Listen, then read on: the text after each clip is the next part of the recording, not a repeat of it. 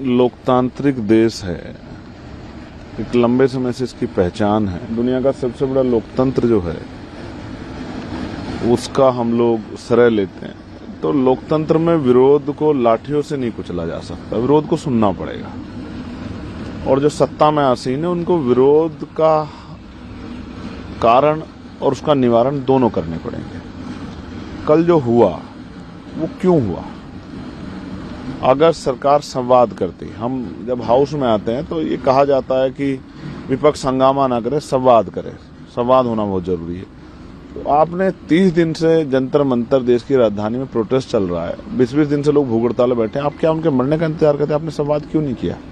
और कल जब देश का नौजवान आ गया है सड़कों पे और फिर उसके साथ जिस तरह की ब्रुटलिटी हुई है, जिस तरह उसको पीटा गया है, आप अगर रोकना चाहते तो पैरों पे लाठी मार दो, लेकिन सर में लाठी मारने का, बच्चों को पीटा गया। जब रात मैंने वो विजुअल्स जाके देखे, क्योंकि जैमर लगे हुए थे, फोन नहीं मिल रहे थे, जब मैं गया अपने ऑफिस में और मैंने वो देखे तो मुझसे रहा नहीं गया। मुझे लगा कि जब वो भूखे प्यासे यहाँ जो है सड़कों पे घूम रहे हैं, फिर आंदोलन कर रहे हैं, तो मैं कैसे चुप रहूं?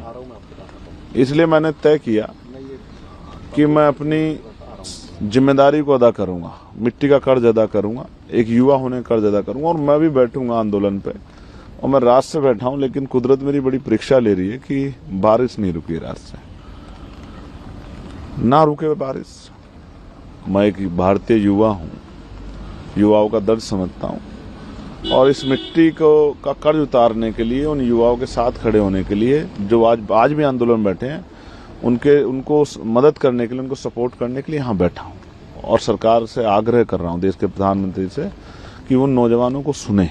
उनको कुचलने से नहीं, उनको सुनने से, उनकी समस्या का हल करने से नौजवानों में क्षमता पैदा होगी, उनके अंदर जो है आपके प्रति विश्वास पैदा होगा। और आप नोटिस कीजिए, ये 51% आबादी वाला देश है। आप 51% आबादी को इग्नोर करके या उसको कुचल के क्या सीख लेके गए हो? किसी पॉलिटिकल पार्टी के वर्कर नहीं थे, वो युवा थे, पढ़ने वाले स्टूडेंट थे। कल का भविष्य थे, कोई आईएएस बनेगा, कोई आईपीएस बनेगा, कोई वकील बने, कोई जज बने, कोई पत्रकार बने, चित्रकार। क्या तस्वीर बनी उनके मन में लोकतंत्र की कि वो दिल्ली आए और लाठी डंडे खा के गए? ये तकलीफ दे है। इसलिए एक पढ़ा लिखा जागरूक भारतीय नागरिक होने के नाते और इस संसद का सदस्य होने के नाते मैं पूरी रात बाबा साहब की स्टैचू के नीचे शक्ति लेके बैठा रहा कि मैं इस लड़ाई को लड़ सकूं और उनके साथ खड़े हो सकूं, उनके तकलीफ को साझा कर सकूं।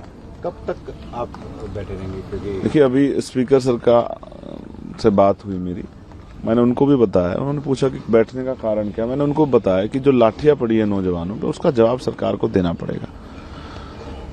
आप हैं सरकार में, भारतीय जनता पार्टी एनडीए की सरकार है, तो पेपर लीक हो रहा है, पेपरों में घोटाले हो रहे हैं, बच्चों के मन में पीड़ा है, बच्चे सुसाइड कर रहे हैं, उनकी मौत का जिम्मेदार कौन है? किसी को तो जिम्मेदारी लेनी पड़ेगी ना। तो सरकार तय करेगी जिम्मेदारी किसकी है। वो बच्चों पे नहीं आप थोप सकते। कोई प्रोटेस्ट करे या ना करे, सरकार की जिम्मेदारी कि अंतिम व्यक्ति को लगना चाहिए कि सरकार उसके बारे में सोच रही है। तो सरकार नहीं सोच रही है। वो जंतर मंतर था, जलियांवाला बाग बनाया आपने उसको, वो जलियांवाला बाग नहीं था। आपने अन्याय किया, इस अन्याय का जवाब आपको देना पड़ेगा। मैं बात करूंगा जो मुझसे वार्ता करेगा, और जो बच्चों की डिमांड है, मैं उन डिमांडों के बारे में जानना चाहता हूं कि उनकी मांगों पे क्या कर रहे हैं। नहीं मांग सुनेंगे तो लड़ूंगा, और अपने लोगों को भी कहूंगा, आज इंतजार करूंगा कि सरकार हमारी मांग को सुने। अगर वो हमें भी इग्नोर करेगी, जैसे बच्चों को इन समाज से इग्नोर किया गया, तो फिर आंदोलन होगा, देश भर में होगा, जिला मुख्यालय पे होगा, प्रदेश कार्यालय पे होगा। प्रदेश मुख्यालय पे हम लोग चैन से नहीं बैठेंगे। ये युवाओं की लड़ाई हम लोग लड़ेंगे। पहली बार शिक्षा के लिए आंदोलन हो रहा है। मैं एक प्राइमरी स्कूल का हेडमास्टर का बेटा हूँ, शिक्षा की वैल्यू समझता हूँ, और मैं शिक्षा के कारण यहाँ तक आया हूँ। शिक्षा के कारण वहां बोलता हूँ पार्लियामेंट में। तो शिक्षा का आंदोलन, ये हमारा आंदोलन है। ये किसी पार्टी का नहीं, किसी एक व्यक्ति का नहीं, सबका आंदोलन है। हम चाहते हैं बेहतर शिक्षा इस देश में आए, शिक्षा में सुधार हो, कक्षा 1 से 12 तक सबको जो है फ्री शिक्षा मिले, और वो क्वालिटी एजुकेशन हो कि बच्चा अपने पैरों पे खड़ा हो सके। आप रोजगार नहीं दे सकते तो शिक्षा दो शानदार। आप छीन रहे हो शिक्षा, उनसे भविष्य छीन रहे हो। 94,000 स्कूल बंद किए हैं आप लोगों ने। गरीबों के आगे बढ़ने का रास्ता बंद करो, ये अन्याय नहीं सहेंगे हम लोग। इसलिए मैं यहाँ पूरी रात से बैठा हूँ, और चाहे आंधी या तूफान, मैं डटा रहूंगा जब तक मेरे अंदर हिम्मत है। Thank you for watching this video. Please like this video, leave a comment and share it with your friends. Don't forget to follow this channel to get the latest videos first. Jai Bhim, Namo Buddhaya.